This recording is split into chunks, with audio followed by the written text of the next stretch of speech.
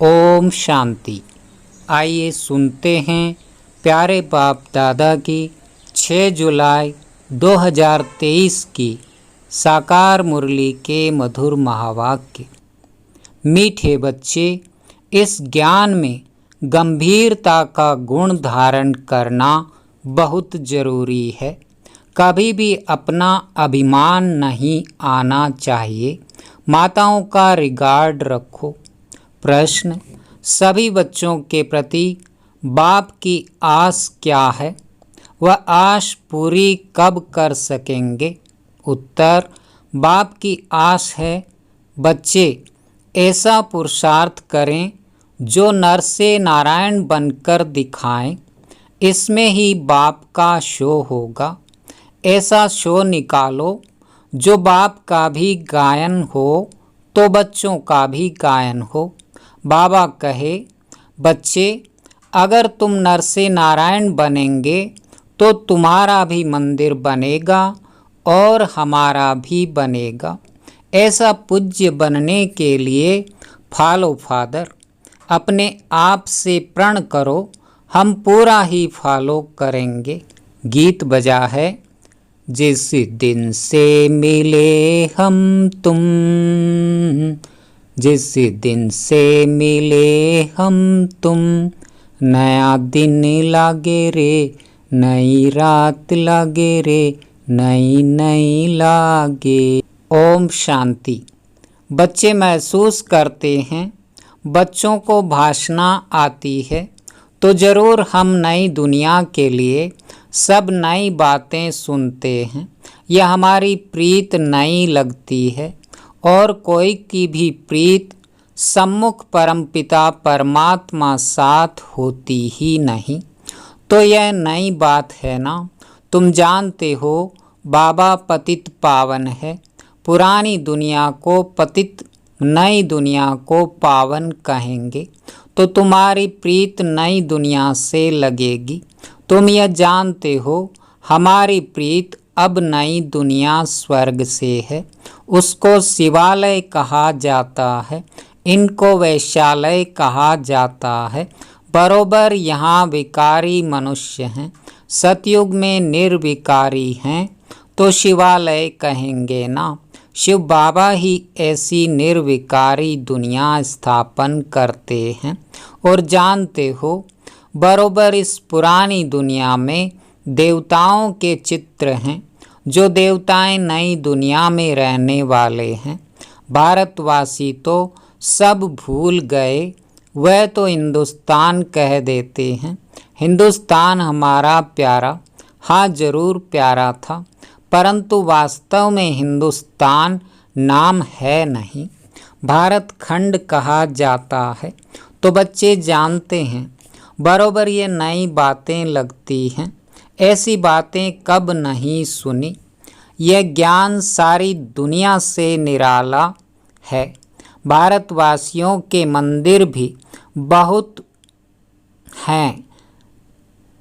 Christian की एक ही church होगी, फिर करके अलग अलग चर्च बनाएंगे। सतयुग में तो कोई मंदिर नहीं होता क्योंकि चैतन्य देवताओं का राज्य चलता है। देवताएं शिवालय नई दुनिया में राज्य करते थे। तुम जानते हो अब हम नई दुनिया में जा रहे हैं। यह भी ख्याल कभी नहीं करना कि बाबा ने यह नया मकान बनाया है।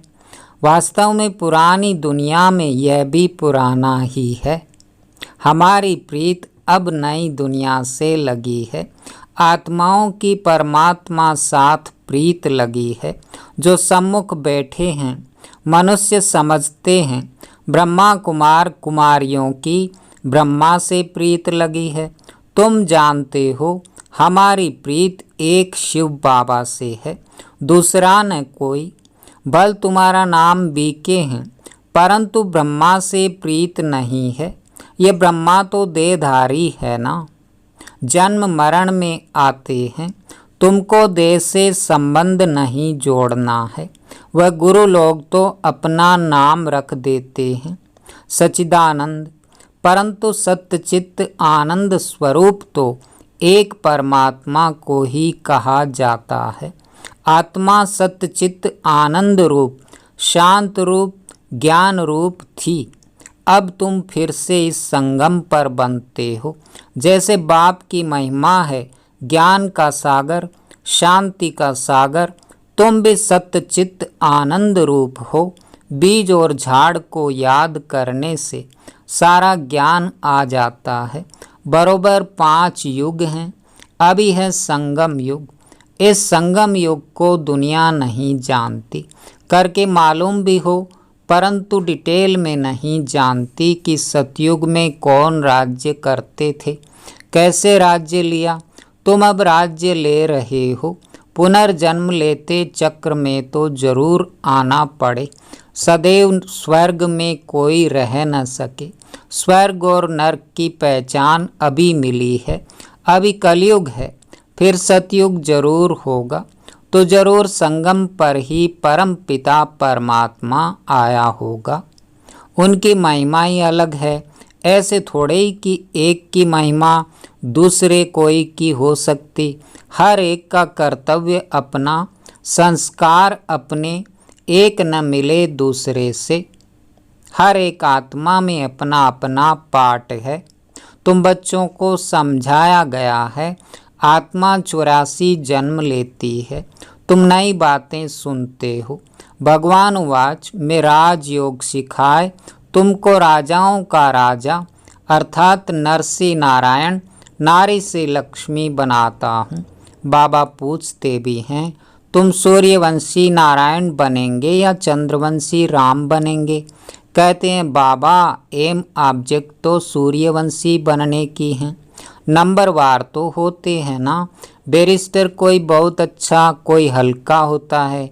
कोई सर्जन तो लाखों रुपया कमाते, कोई बहुत थोड़ा कमाते। पढ़ाई पर मदार रहता है। तुम्हारे में भी कोई तो बहुत कमाई वाले बनेंगे, तख्त पर बैठेंगे। यह बड़ा बेहद का ईश्वरीय कॉलेज है। उन कॉलेजों में हद होती है, इतने पास होंगे। यह है बेहद का कॉलेज। तो तुम नई बातें सुनते हो, अभी तुम समझ रहे हो। तुम अबलाओं को बल देने वाला वह परम पिता परमात्मा ही है। जानते हो परमात्मा बाप से हमको कितना बल मिलता है। हम वॉरियर्स सेना हैं, युद्ध के मैदान में खड़े हैं। नई बात है ना। गीता में पांडवों और कौरवों की लड़ाई दिखाई है, परंतु लड़ाई की तो बात नहीं है। हर एक बात नई है। श्री कृष्ण तो नई दुनिया का अल्फ है।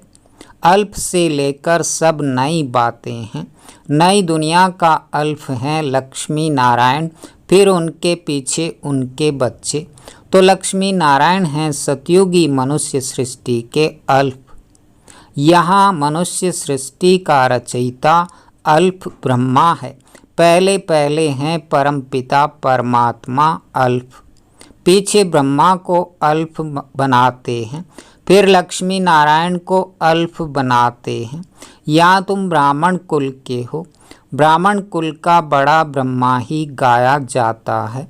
ब्राह्मण तो भल वह भी हैं, परंतु ब्रह्मा कुमार कुमारियाँ नाम कभी नहीं सुना है। गीता में भी यह नाम नहीं है। तो नई बात है ना। भारत को हिंदुस्तान कहने कारण हिंदू धर्म कह देते हैं। अपने प्राचीन धर्म की पहचान नहीं है, जैसे कि देवता धर्म है ही नहीं।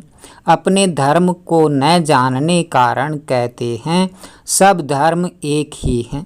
बल सब धर्म यहाँ रह सकते हैं, जिसको चाहे सो रहे, फ्री है। सभी धर्मों का मान देते हैं। कोई भी धर्म वाला आकर रह सकता है। बाहर में देखो, वह दूसरे धर्म वालों को निकालते रहते हैं। सिलान बर्मा आदि से इंडियन को निकालते रहते हैं। भारत तो वास्तव में प्राचीन देवी देवता धर्म वाला है, परंतु वह तो कहते कोई भी आकर रहे, सब इकट्ठे तो रह न सके। जहाँ तहाँ धर्मों की बहुत खिटपिट है। कहते हैं भारत सभी धर्मों को इस्लाम देगा, इसलिए भारत की महिमा है। अब तुम सभी नई बातें सुनते हो। इस समय भारत में देवी देवता धर्म का कोई है नहीं। हम उस नई दुनिया के लिए पुरुषार्थ कर रहे हैं। शिव बाबा स्वर्ग रचते हैं। यूँ तो ब्रह्मा की संतान सब हैं, परंतु ब्राह्मण खास गाए हुए हैं। उनको कब रचा? जरूर संगम पर रचा। वर्ण भी अच्छी रीति दिखाने हैं। हम ब्राह्मण चोटी, फिर देवता, क्षत्रिय, वैश्य, शूद्र बनते हैं। तो यह ज्ञान बड़ा गुह्य रमणीक है। मुश्किल किसकी बुद्धि में बैठता है। तुम बच्चे इस ज्ञान को अच्छी रीति धारण करो। कभी भी ब्राह्मणी से रूठना नहीं। रूठ करके पढ़ाई को नहीं छोड़ना है, नहीं तो रसातल में चले जाएंगे। बाबा आया है सुनाने, तो सुनना चाहिए। भक्ति मार्ग में कितना नियम होता है गीता सुनने का, वह पूरे नेम से सुनते हैं। मंदिर में भी नेम पूर्वक जाते हैं। रोज पक्का नेम रखते हैं। तुम्हारा नेम तो बड़ा कड़ा है। एक घड़ी, आधी घड़ी, फिर बढ़ाते रहना है। बाबा को याद करने से बुद्धि का ताला खुलेगा। विचार सागर मंथन कोई शिव बाबा नहीं करते हैं। उनको दरकार ही नहीं विचार सागर मंथन की। तुमको दरकार रहती है। किसको कैसे समझाएं। तो कभी भी रूठना नहीं चाहिए। एक दो का रिगार्ड रखना चाहिए। कई बच्चों को महारथियों का रिगार्ड रखना आता नहीं। ब्राह्मणियाँ जो हैं वह फिर भी मुख्य हैं। 10-12 को आप समान तो बनाती हैं ना, तो उनका रिगार्ड रखना पड़े। तुम जैसे कि शिव बाबा के एजेंट हो। सभी एजेंट्स एक जैसे तो नहीं होते हैं, नंबरवार होते हैं। फिर भी एजेंट्स तो है ना। कोई तो बहुत अच्छी रीति धारण करते हैं, रात दिन सर्विस में तत्पर रहते हैं। शिव बाबा भी यहाँ सर्विस पर आए हैं ना। बाबा कहते हैं मैं डबल काम करता हूँ, भक्तों की भी सर्विस करता हूँ। तुम जानते हो सारी दुनिया में साक्षात्कार कराने का कर्तव्य कौन करते हैं? बल ड्रामा में सब पहले से नोंद है, उसी समय साक्षात्कार होता है। समझते हैं गॉड फादर ने दिव्य दृष्टि से साक्षात्कार कराया। जहाँ तहाँ साक्षात्कार होते हैं। यह साक्षात्कार भी ड्रामा में नोंद है। इसमें बड़ी विशाल बुद्धि चाहिए।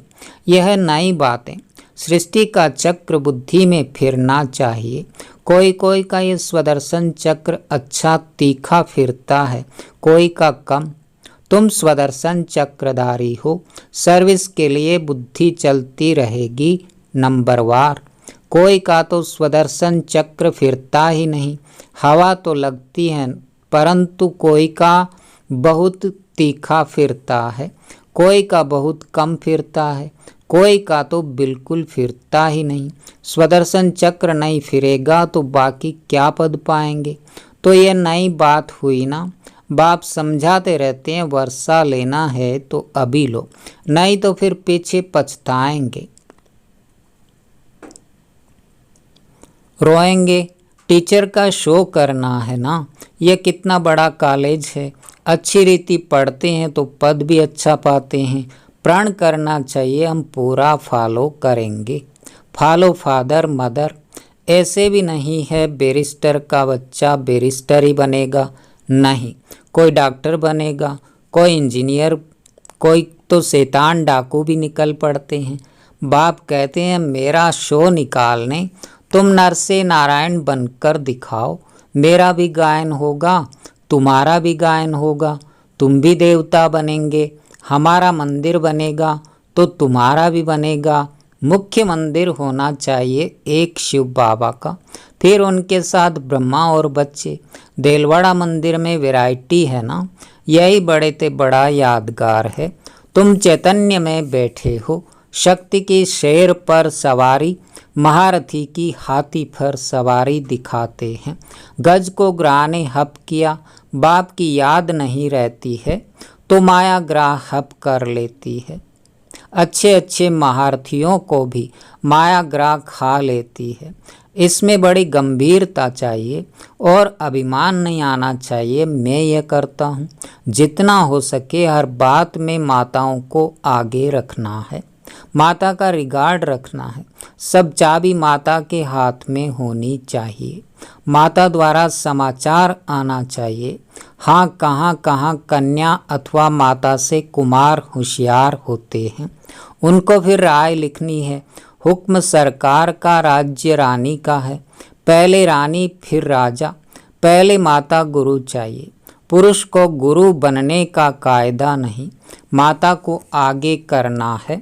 ला ऐसे कहता है। बल कहाँ पुरुष भी निमित्त बनते हैं जो माताओं को ज्ञान में ले आते हैं, परंतु मेजॉरिटी माताओं की है। अहंकार नहीं होना चाहिए। मैं सब जानता हूँ, मैं होशियार हूँ। होशियार माताओं को बनाना है, माता द्वारा सेंटर आदि चलाना है। अंत में सन्यासी आदि को भी माताओं के ही बाण लगने हैं, तो कायदे सिर चलना है। परमपिता परमात्मा की निंदा कराने वाले ऊंच पद पा नहीं सकेंगे। बाबा सावधान सबको करते हैं, बहुत मीठा बनना है। कोई की बात पसंद नहीं आती है तो एक कान से सुन, दूसरे से निकाल दो। क्रोध बहुत नुकसान करता है। कोई लिखते हैं काम से क्रोध को क्यों नहीं तीखा रखें, परंतु नहीं, काम तो आदि मध्य अंत दुख को प्राप्त कराता है। पतित पावन एक ही बाप गाया हुआ है, सन्यासी पावन नहीं बना सकते। तो तुम नई बातें सुनते हो, ऊंचते ऊंच भगवान बैठ तुमको पढ़ाते हैं, उनको ही श्री श्री कहा जाता है। फिर मनुष्य सृष्टि में श्री लक्ष्मी, श्री नारायण, श्री राम, श्री सीता कहते हैं। अच्छा, उन्हों को ऐसा श्रेष्ठ किसने बनाया? श्री श्री शिव बाबा ने। अच्छा, मीठे मीठे सिके लदे बच्चों प्रति माता पिता बाप दादा का याद प्यार और गुड मॉर्निंग। रूहानी बाप की रूहानी बच्चों को नमस्ते। धारणा के लिए मुख्य सार। पहला, आपस में एक मत होकर रहना है, एक दो को रिगार्ड देना है, रूठ कर कभी भी पढ़ाई नहीं छोड़नी है। दूसरा, क्रोध बहुत नुकसानकारक है, इसलिए जो बात पसंद नहीं आती है उसे एक कान से सुन, दूसरे से निकाल देना है। क्रोध नहीं करना है, बहुत बहुत मीठा बनना है। वरदान, बुद्धि द्वारा शुद्ध संकल्पों का भोजन स्वीकार करने वाले सदा स्वच्छ होली हंस भव। होली हंस कभी भी बुद्धि द्वारा सिवाय ज्ञान के, मोती के और कुछ भी स्वीकार नहीं कर सकते। ब्राह्मण आत्माएं जो ऊंच चोटी हैं, वह कभी भी नीचे की बातें स्वीकार नहीं करती। होली हंस अर्थात सदा स्वच्छ, सदा पवित्र, पवित्रता ही स्वच्छता है। होली हंस संकल्प भी अशुद्ध नहीं कर सकते।